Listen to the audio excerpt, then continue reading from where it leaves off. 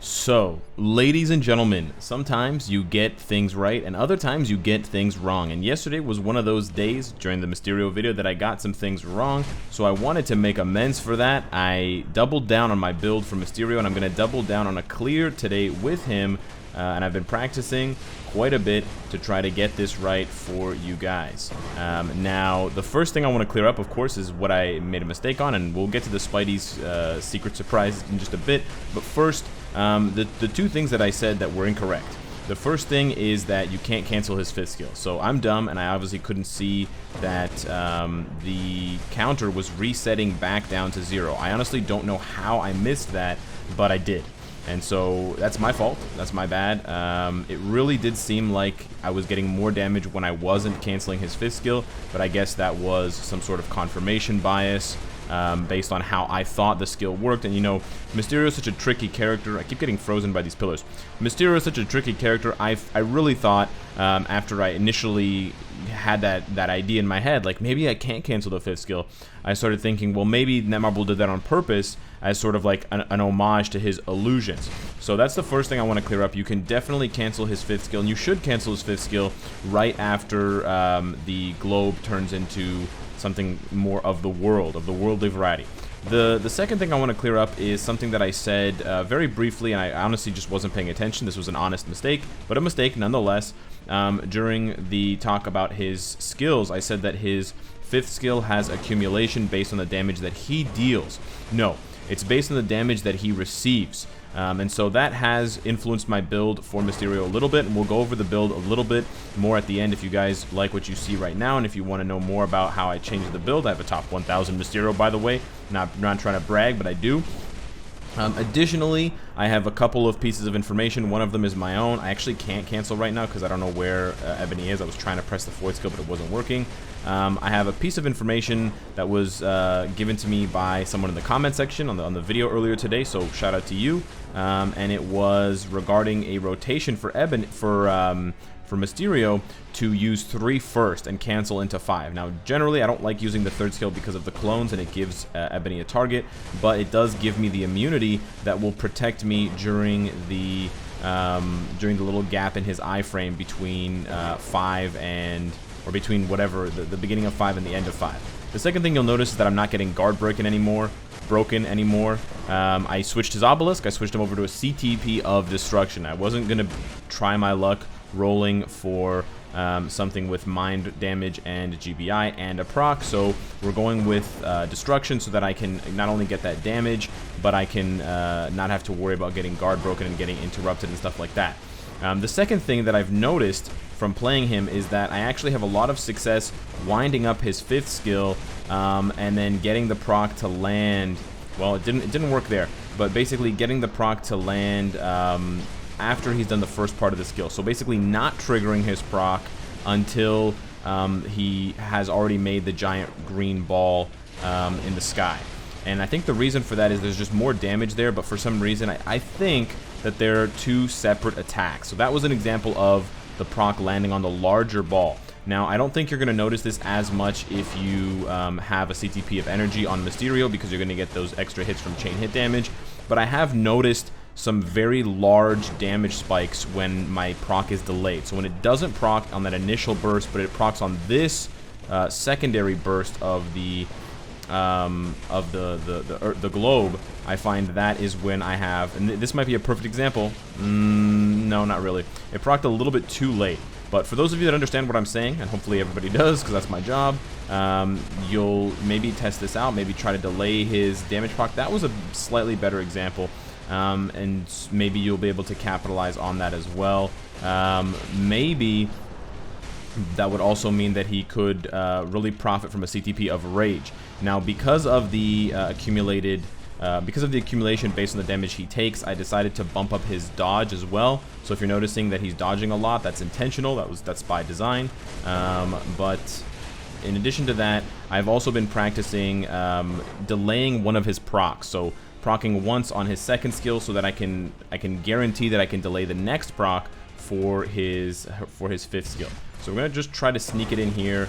We're a little bit early, but that's okay. We got the mind control.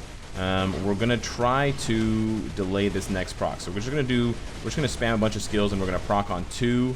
Okay, we didn't get any proc. Okay, there we finally got a proc. Now we're gonna try to trigger his 5th skill with about 2 seconds left, and then trigger, and there we go. That's exactly what I was talking about. That's that crazy burst of damage if you can get that 5th skill to really land on the, like the second part of the 5th skill to land on the proc. I'm not sure. Again, it might be confirmation bias. I might be wrong, but otherwise, I just smashed out a stage 55 using Shuri and Ancient One. Ancient One's giving, of course, the 45% leadership and the 25% mind damage and ignore a dodge to Mysterio. Really quickly, let's just bounce into his build so you guys can see that I fully honored Mysterio. We've got a top 900 Mysterio, level 70. 2 of his gears are at 22. I swapped around some of his Uru, gave him some extra 5-star Uru, made sure that his ignored defense was topped out. I re-rolled his 4th gear rather to dodge, and I did that because I built a lot more of the overall build for him. I set it up more around dodge. We've got the CTP of destruction here. We've got dodge rolled on both, and then ignored defense to compensate because I'm missing ignored defense on the 4th gear, so I had to lose a little bit of HP, but I think it's worth it because now he is rocking almost 44% dodge on top of everything else, which I think is nice. I still haven't been able to re-roll his ISO 8 set away from Power of Angry Hulk to Overdrive. It would sacrifice about 3% attack speed, but I would gain about 8% crit damage, which I do think is worth it, but I just, you know, it's a risk, and I could spend 10 or 20 million not getting there, and I don't think it was going to make that big of a difference overall in the build. But if you were going for the absolute max build for him and the most efficient build, that's what you would do. So there you go. Mysterio maybe a little bit better than I said. Still difficult, still challenging to use, but 30,000 energy attack flat, which is pretty hilarious. And maybe I just needed a bit more practice. Now on to the main event here, guys. I wanted to purchase the... I'm always curious about new sales. So I wanted to purchase the Spidey's surprise gift 5 times to open it 10 times to show you guys what's inside. I think that the cost of this is semi-reasonable. For someone who's VIP 0, I think this is a pretty nice pull if you're not going to get a Stark Stash. I don't know why you wouldn't get a Stark Stash because it's only like 50 cents more than this, but if for whatever reason you can't get it or you don't want to get it, you know, just getting the bios I think is pretty nice, but then if you have the chance to get, you know, 5 million gold, it looks like, or a mega rank up ticket, that would be amazing. And then the crystals are pretty competitive, so just give me a second here so I can smack out 5 purchases of this. And there we go. Fast forward a few minutes and we've got 10 Spidey's surprise gifts waiting. So let's pop these open and see what we're going to be getting and see if this is worth it or not. Keep in mind you're only going to be getting 2 of the 10 rewards for each purchase, but you can judge based on that how good or bad you think this is. We got 200 Hydro-Man bios as well. We got a couple 50s, which are not that good. We got some energy. We got a lot of energy, actually. So in total, this cost me $20 Canadian. I got about 1,700 or 1,800 crystals, which is pretty competitive. We got 600,000 gold. We got 1,200 energy. And then we also got 500 bios. Now, 500 bios is not bad.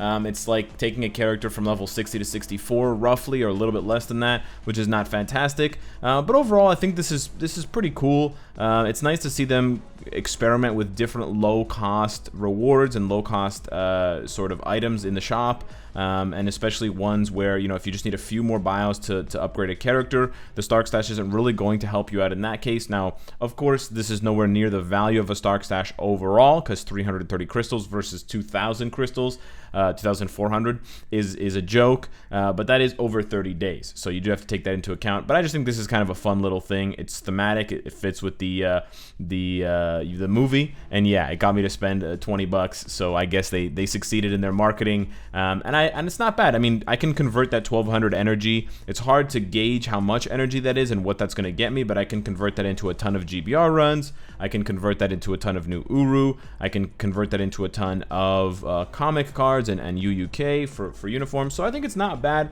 I think it's kind of cool. And let me know what you guys think of Spider-Man's surprise gift. Let me know what you think of the renewed clear on Mysterio. And by the way, if you're still watching, I also almost cleared like 80% Thanos stage 20 with Mysterio. I wanted to test him out another stage, so this is a screenshot of how close I got with a pretty decent run. I think it could have been a bit better optimized, so maybe down to 4 bars, maybe down to 3.5. But that's not bad, damn, for a boy who could barely clear stage 1 before this uniform. So hit me up in the comments down below. Let me know what you think. Let me know what you want to see next on the channel. I know I'm going to be hitting you guys up soon with a Molten Man, Hydro Man comparison. And until then, take care.